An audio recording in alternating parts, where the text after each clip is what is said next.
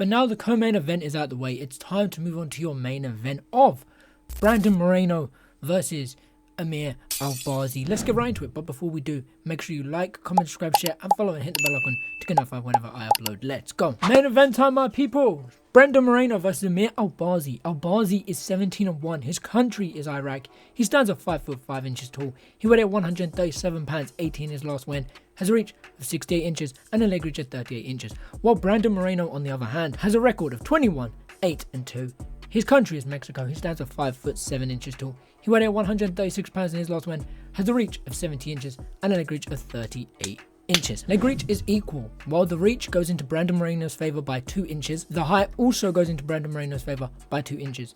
Brandon Moreno does have a lot more wins, a lot more losses, and a lot more draws on his record. Therefore, he has a lot more on his record. A lot more fights on his record. Amir Albazi, on the other hand, although he had 17 wins, which is, less than Brandon Moreno, he does have 1 loss only. That is a huge thing going into this. He can go on to 18-1, or he will go on to 17-2. Either way, I feel like this is a good step up for Amir Albazi. This could shoot him quite high into the rankings. And Brandon Moreno, well, he's been there, he's done it, so this could be a very entertaining fight. But let's move on to win buys, see how they've got it done in their previous fights. With Amir Albazi having a 29% KO TKO, 53% submission, 18% decision with an average fight time sitting around 12 minutes and a knockdown average of 0. While Brandon Moreno, on the other hand, has 24% KO TKO, 52% submission, 24% decision with an average fight time sitting around 16 minutes and a knockdown average also of 0. Based off of these stats, they both are fairly well rounded, but they both lean into the submissions. They lean into the grappling a lot more than everything else.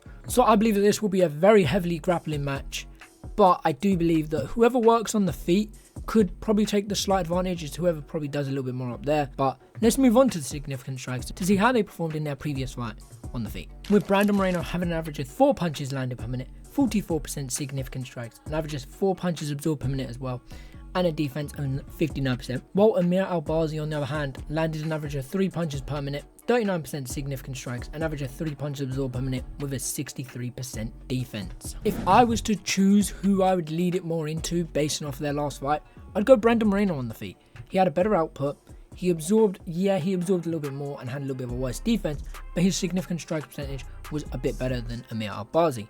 Albazi also absorbed roughly the same amount as punches as Brandon, but his defense was also a lot better, so his opponent was definitely trying to output a lot more, while Brandon Moreno's, his opponent was outputting quite a bit, but not as much as Albazi's.